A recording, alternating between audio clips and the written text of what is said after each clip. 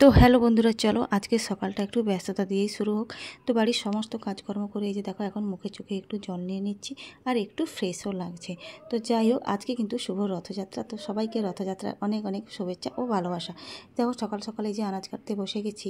তো বাড়িতে কিছু আত্মীয় স্বজন এসেছে কারণ রথ দেখতে। তো তোমরা তো প্রায় সবাই জানো যে মহিষাদলের রথ কত বড় হয়।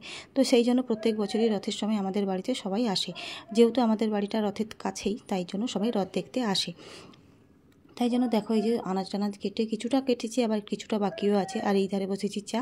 আর আগে থেকে এই যে মটর আর আলুটা সিদ্ধ করে রেখেছিলাম, এখন বানাচ্ছি ঘুগনি। সবাই জল খাবার টিফিনে এই ঘুগনি মুড়ি আর ডিম সিদ্ধ খাবে। তো এইখানে সবাইকে এখন মুড়ি টুড়ি দিই। তো চলো তোমরা দেখতে থাকো আমার পুরো ভিডিওটা। তাই এখানে সবাইকে মুড়ি টুড়ি দিয়েছি। এখন বাবা কিন্তু মাছ কিনে পাঠায়নি। আমাদের মুড়ি খেতে খেতে বাবাও কিন্তু ততক্ষণে বাজার থেকে মাছ কিনে পাঠিয়েছে। এই যে দেখো এখন এই যে মাছটা আমি ধুয়ে নুন মাখাচ্ছি, আর ব্যাগের মধ্যে আছে চিংড়ি মাছ। তো চিংড়ি মাছটা দিদি আর মাসি মিলে বাঁচবে, আর ততক্ষণে আমার কিছু রান্নার জোগাড় বাকি আছে, আমি সেগুলো ঝটপট করে নিই। তো আজকে আর সেভাবে কিছু ভিডিও করতে পারবো না, যেহেতু প্রচুর ব্যস্ততা। তাই জন্য তোমরা পুরো ভিডিওটা দেখো এবং একটু পাশে থেকো। আর দেখা হচ্ছে সেই রথযাত্রা উপলক্ষে, রথ যখন টানা দেখতে যাব তখন। তো চলো টাটা, সবাই কিন্তু একটু আমার পাশে থেকো।